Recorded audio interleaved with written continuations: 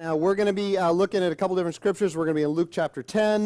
We'll grab a little thing out of John and Matthew, but mostly we're going to be in Luke chapter 10. And we're going to look at a very familiar story that Jesus that he told. And the cool thing about this story, by the way, you're going to want to you might want to grab this little note thing inside your program there. You can take some notes and that sort of thing as we go.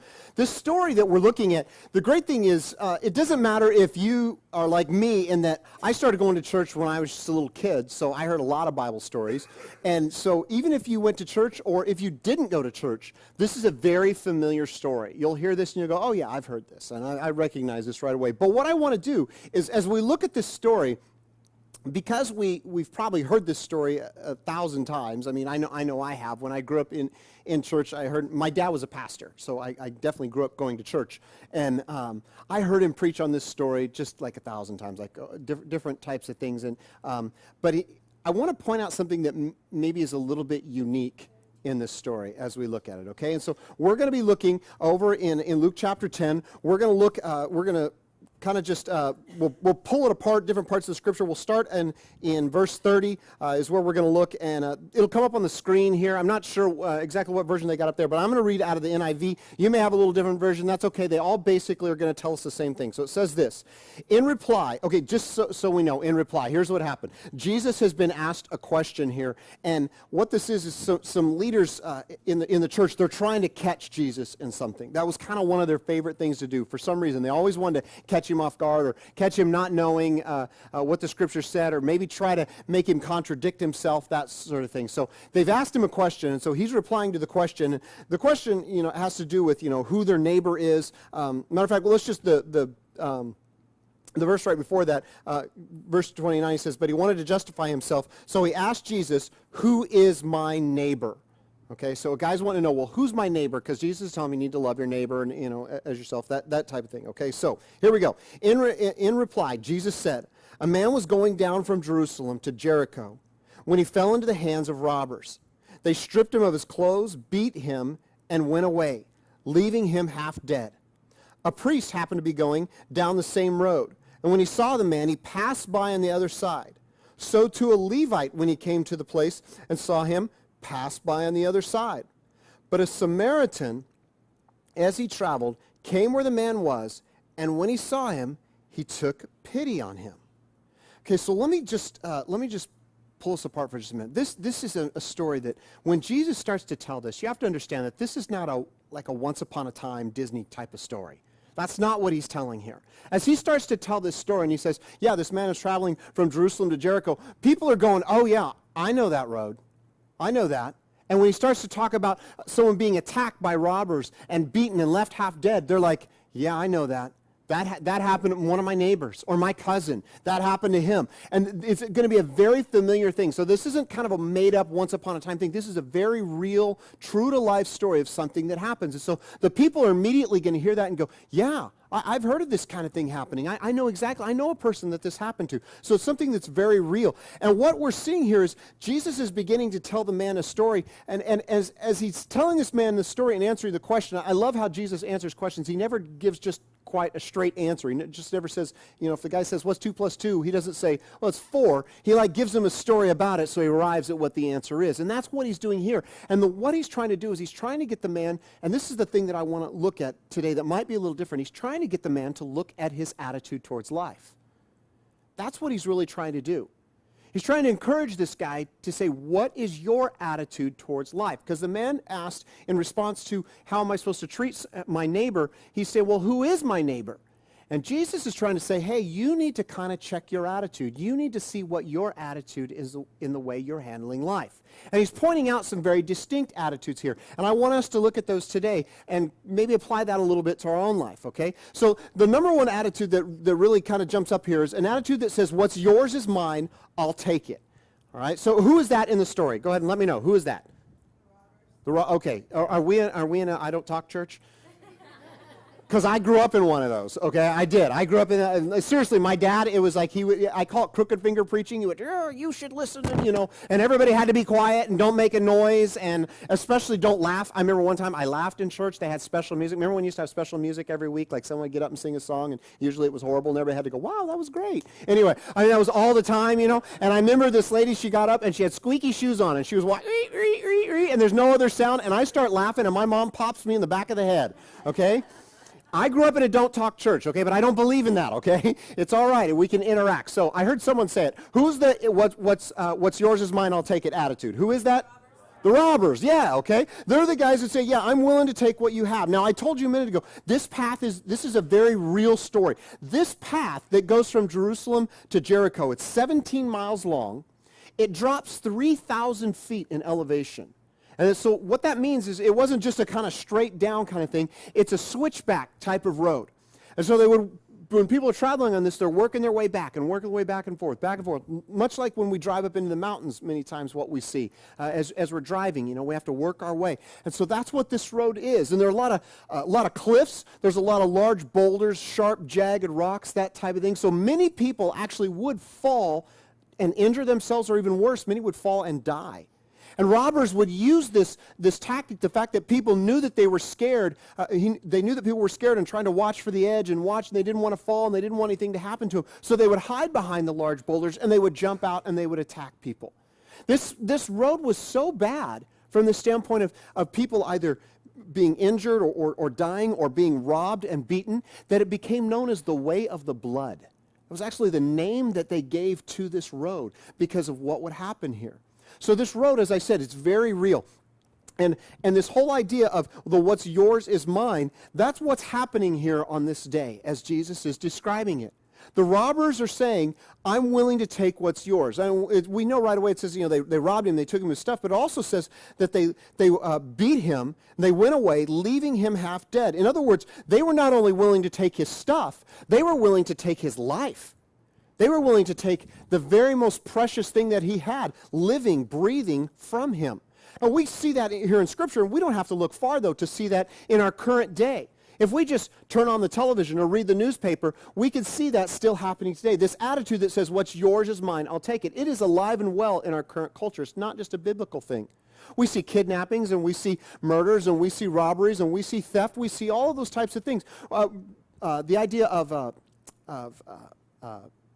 identity theft, number one crime going on in America right now. I had this happen to me in 2008. Someone stole my identity, and they emptied out my bank accounts, emptied out my checking account and my savings account. Here's what's really bad. For the very first time in my life, I had actually saved enough money I was going to pay cash for a car. I kid you not. I had put a deposit. I found it. I sent the guy $750, and I was going the next week to pay for the entire thing, and literally that week, someone emptied it out. My wife gets a phone call, and she says, hey, do you know where your husband is? She goes, yeah, he's at the office. She says, well, is his office in like near Mexico City?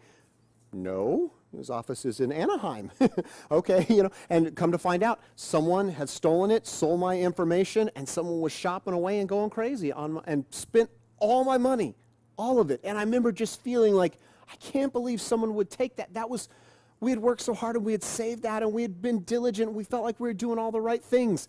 But it's just alive and well in our culture, guys. People will take what is not theirs. And we can look at that and we can say, well, yeah, those are the extremes, and those are the big grand scale. And we can say, yeah, people stealing identity, or people stealing from someone's home, or even taking someone's life, or taking people, whatever it might be. We can see those grand things, and we can think, oh, well, I would never get involved in something like that. But the thing is that happens on a much smaller scale in our lives as well. It happens in our hearts. It happens in the standpoint of we start saying, well, I want what that person has.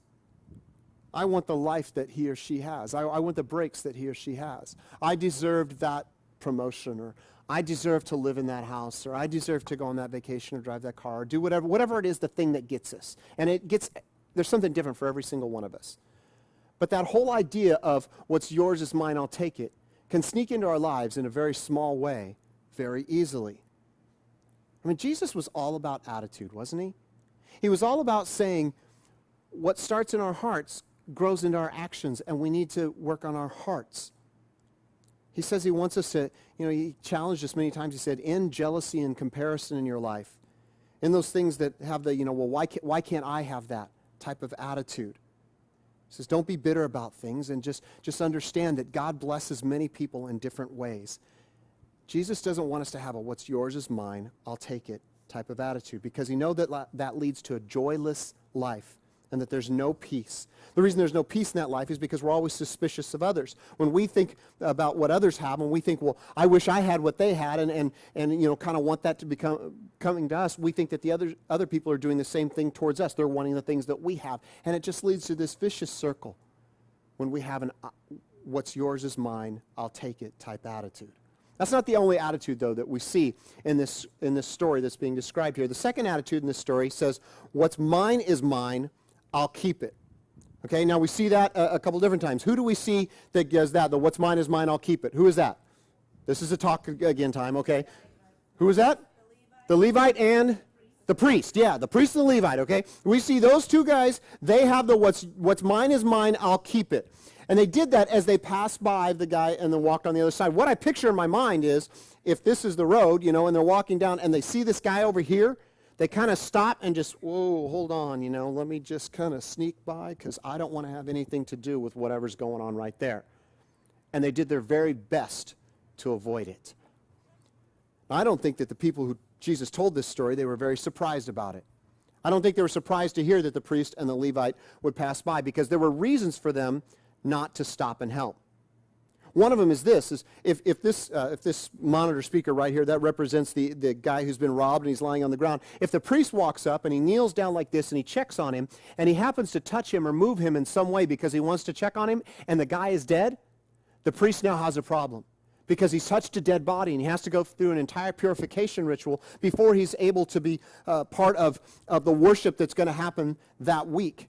He's not able to participate, and that could really mess up the plans and everything that's supposed to go on that week. Or maybe, he's supposed to be leading something in the temple. And so the people could hear that and go, yeah, well, he wouldn't want to touch a dead body. The other thing could be, it would maybe be another reason people could go, yeah, I would understand that, is a personal safety type of thing. Because, as I said, robbers like to use this road. And it would not be uncommon for a group of robbers to say, okay, you're going to lay down there like you're injured, and you're going to be the decoy. And as soon as someone kneels down, they're completely defenseless. We're going to jump out and attack them. And we're going to be right on top of them. And we'll take care, we'll finish them off. You've just got to be the decoy. I don't know about you, but I hear that and I just think, I like to think that I would be more like the Samaritan, that I wouldn't worry about my personal safety. But if I'm completely honest with myself, I do worry about my personal safety and think that other people are trying to pull something over on me sometimes. Have you ever pulled up to a stoplight and there's an individual standing there with a cardboard sign asking for help, and you reach up and click the door locked? Because I have. I've done that out of fear. And that's another human being that God loves, that Jesus Christ died for. I don't know what their story is, and many times it's a variety of things. But I tend to have that what's mine is mine, I'll keep it attitude. It sneaks into my life because I worry about, well, I've got to take care of me, my own things, and, I'm the one who worked, and I'm the one who did this. And we tend to get very focused on ourselves. It happens real easily. So these people who are hearing this story, they could go, oh, yeah, well, personal safety, that would, I understand that. Or maybe the whole idea of touching a dead body. There's also the time issue. They could say, well, maybe that wasn't something that was built into their time, and they had something that they had to do. I mean, there's a lot of reasons that when Jesus was telling this story that the people hearing it could have said, oh, yeah, well, that makes sense. And those reasons might even sound a little bit religious to them. But they just walked on by, and they had a what's mine is mine, I'll keep it attitude. What they're doing is they're living out a quote that was made famous by Socrates. He said this. He said, do not do to others what you don't want done to you. Now, just stop and look at that for just a minute. Do not do to others what you don't want done to you. Do you see the negative aspect there? Do you see how that allows for a pullback and it allows for a withdrawal? Allows for you to step away and say, I'm just going to say, well, I wouldn't want anything done for me, so I'm just going to kind of pull away. Well, Jesus turns that completely the other way in Matthew chapter 7, verse 12, where he says, man, you need to do for others what you would want them to do for you. He turns that completely different. So whatever you wish that others would do to you, do also to them, for this is the law and the prophets. It's completely the opposite. There's a massive chasm between those two. I mean, can you see the complete difference that's there between the whole idea that says don't do to others what you don't want done to you and do to others what you would have them do for you? When Jesus states it, you can't withdraw. You must be proactive. We must be involved in the lives of others. And think how different the world would be if we had this type of attitude that said, you know what, I'm just going to do for others what I would hope that someone would do for me if I were ever in that position. But we don't live in that world. We all struggle with this. We all struggle with focusing on ourselves and being selfish. We really do. One of the best ways I know to illustrate it is this. If I stood up here right now and I took a photo, I had like a nice wide angle lens, I took a photo, and they immediately were able to put it up on the screen, what is the very first thing that you would notice? Be honest. What's the first thing you would notice? Yourself. That's right. Yeah. That's exactly how it would be. My wife loves to take the family photos and do all that and get dressed up and all that. I hate it. I just don't like it because it's we got to get dressed up and get the kids and they got to look right and everything and all that sort of thing. And we just did it. We did it this last year for Thanksgiving. We had like the whole family there, and we're trying to get, it was my family, my parents, my sister's family, my brother's family, all the kids and everything. And it was just, I mean, it was a nightmare trying to get, it felt like 48 people. It was probably like 15.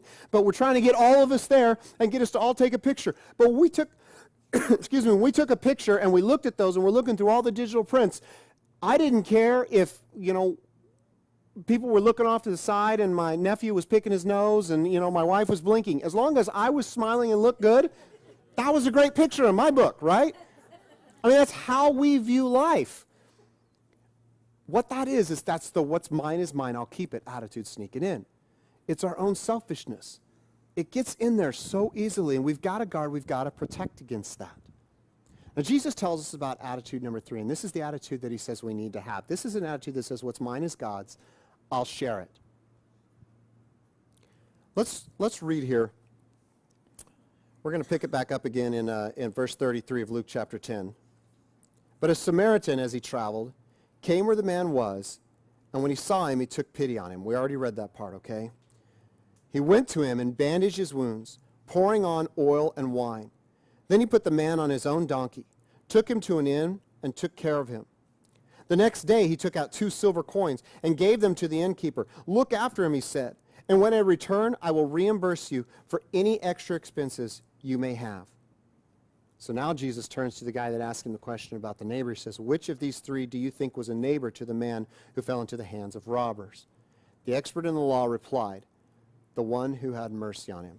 Jesus told him, go and do likewise.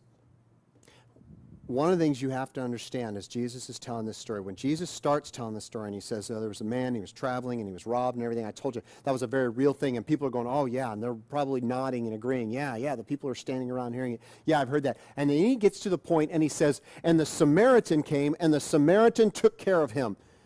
That had to be like a punch in the gut to all of the Jewish leaders and the Jewish people who were standing around. Because in their mind, the Samaritans were evil. You have to understand, if someone who was Jewish wanted to travel north and Samaria was in the way, they literally would cross over the river, go through an entire another country, cross back over, and then keep going north. They would completely travel around Samaria. They would do all they could to avoid it. Didn't even want to walk through the land because of how poorly they thought of the Samaritans as a group of people. And so for Jesus to tell the story, I mean, this is the incredible, unlikely hero. For him to say, the Samaritan is the hero in the story. I mean, that had to just blow people away. They had to think, no, why on earth would the Samaritan be the hero? That's the equivalent of today, the story of the good ISIS member or something. I mean, we would never tell a story like that. Good Al-Qaeda member, People would say, no, that can't be the real story. But what Jesus is doing is he's taking kind of their structure and the way they look at life, and he's tipping it up on end. They had to ask, why would this end up this way? Why would a person who is so disliked by the Jews be the one that stops and helps? Why would that happen? Well, ultimately, what it's pointing to, and this is what Jesus is saying here as he's examining these attitudes, is it's pointing to the fact that this guy had a servant's heart. He had compassion, and that compassion moved him to action. It's found in verse 33. We read it 2 times already. I'll read it once more. It won't come on the screen. But it says, "But a Samaritan, as he traveled, came where the man was, and when he saw him," here's the key, "he took pity on him." In other words, that he had compassion for him. And it wasn't just enough to say, "Wow, that's a bummer, that's too bad." And he kept going. It moved him to action. The whole thing is a heart thing, guys. That's really what it comes down to. We've got to say, I'm going to have a heart that moves where God would have my heart move. How do we develop that type of heart? How do we get to that point that says, I'm willing to say, what's mine is God's, I will share it. I'm just going to have compassion and love for anyone I encounter. How do we get to that point in our lives? Well, I think there's a couple of key things that we can do. The first one is we need to be available. I would definitely write that down. Be available in our lives. The Samaritan didn't plan this. He just saw a need and he jumped in. This can happen in our lives. It can happen for us personally. It might be at work. It might be at our home or in our neighborhood or at the gym or someone that we encounter. We have to say, I'm going to be available for what God brings into my life. I'm going to be available for the needs of others. It can happen right here at church as well. There are ministry areas that constantly need people who will jump in and say, you know what, what's mine is God's, so I'm going to share it, and I'm going to be available to serve and meet the needs of people right here at church.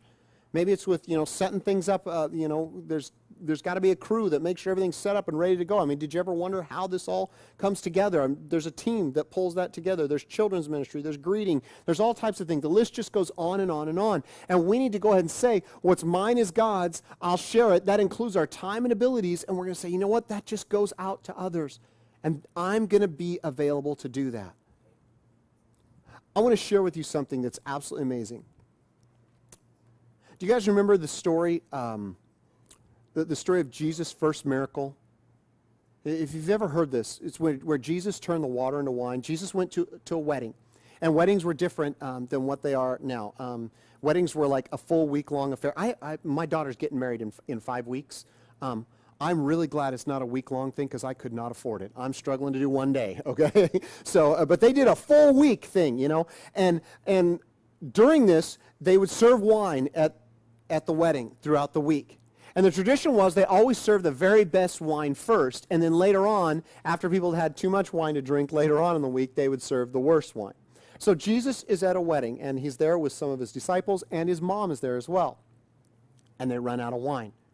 So Jesus' mom comes to him, and she says, "Hey, son, they've run out of wine." And he responds to her in such a way, it's unbelievable. He says to her, the word he says to her, he says, "Woman, why do you bother me?" And I try to think about if my mom had asked me something and I said to her, "Woman," I wouldn't even get to the word why. Bam, out, on the ground, if I call my mom woman. But so we have to understand, it's a contextual thing. It has to do with their culture. It functions a little bit different than what it does nowadays, okay? But he says, what he's saying is, hey, why involve me? It's not quite time for me to kind of let my presence be known. It's not time for me to make this move. And what's great about that is she says, "Why?" Or he says, "Why do you involve me?" The mom does what my mom would do, and completely ignores him. His request to not be involved. It'd be like me going, "Well, I really don't want to do that." My mom would go, "Yeah," and just go on as if I'm going to do it. So that's what his mom does. And his mom turns to the servants and says to the servants, "Do exactly what he says." So he realizes he's got to do something. And where we're going to pick this up.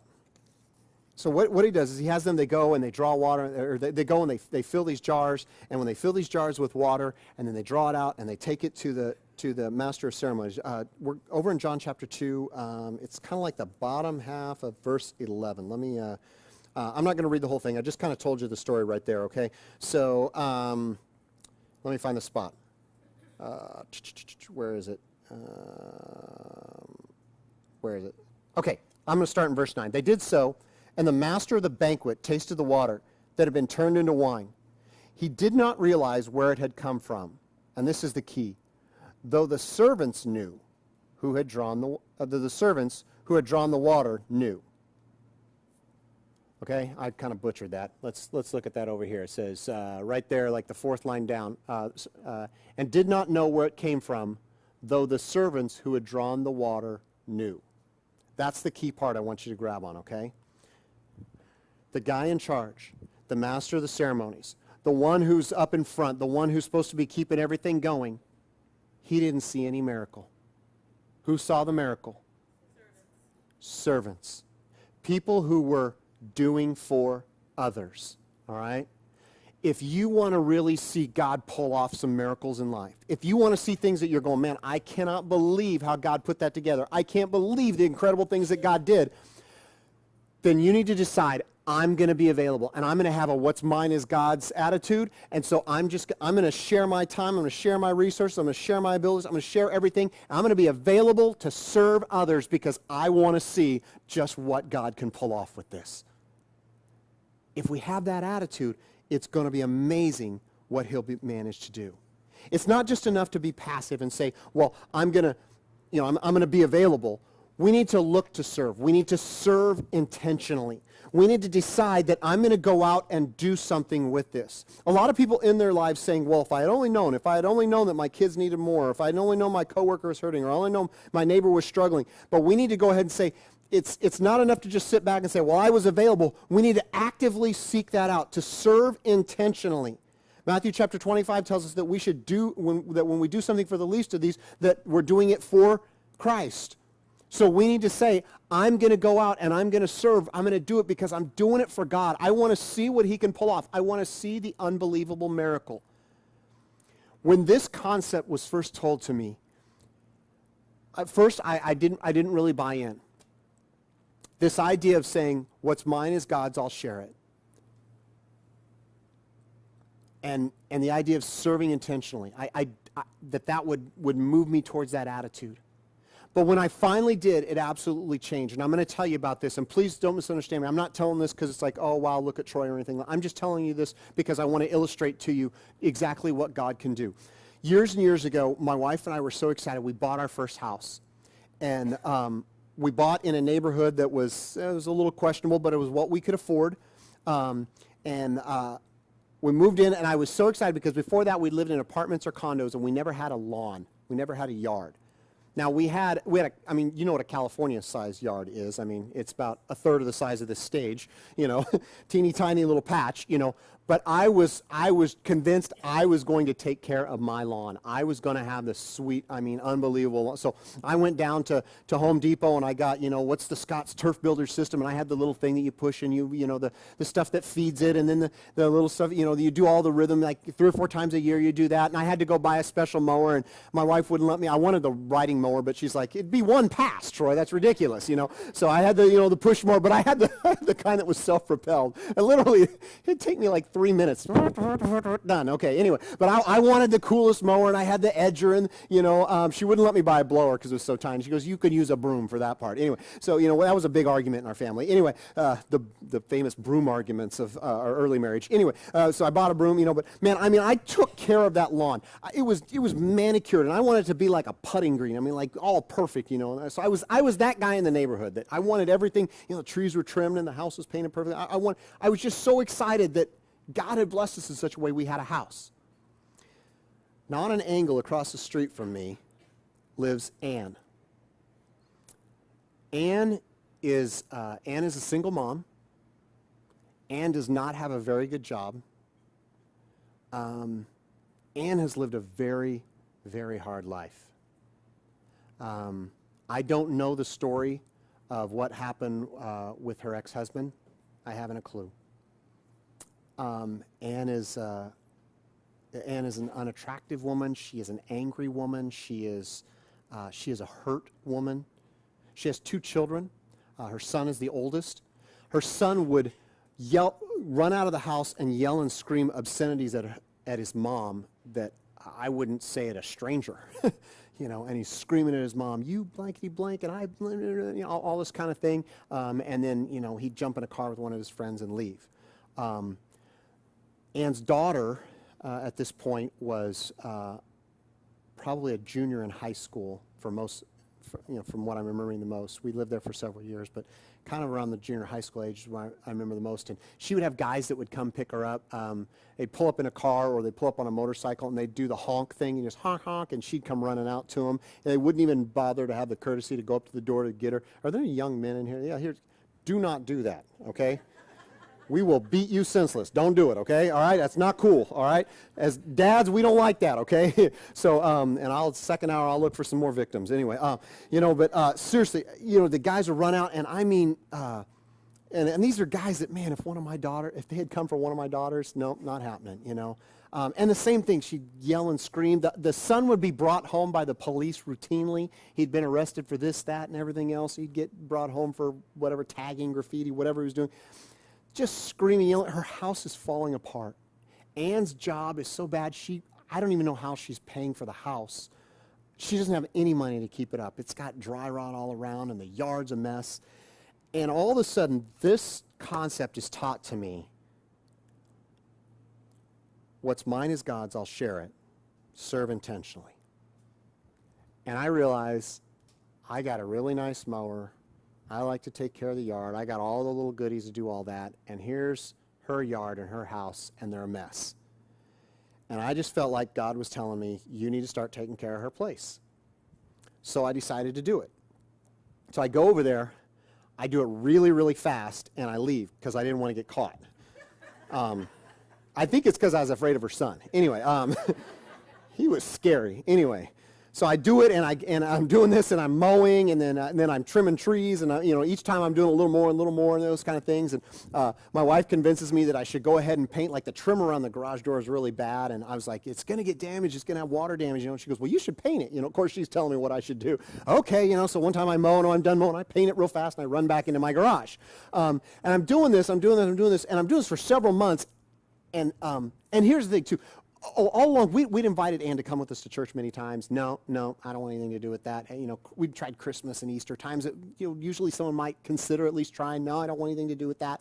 And we just thought, okay, so I'm just mowing her yard. And again, I have no idea why God is asking me to do this. Now, you guys don't know my last name. He only introduced me as Troy. My last name? Gardner. I'm not joking here. And maybe that's why. I don't know. So God's got me doing this. And she catches me. She catches me right when I finished. I'm leaving and going back over to my house. And have you ever done that thing where you're walking away from someone and they're calling your name and you pretend they don't hear you?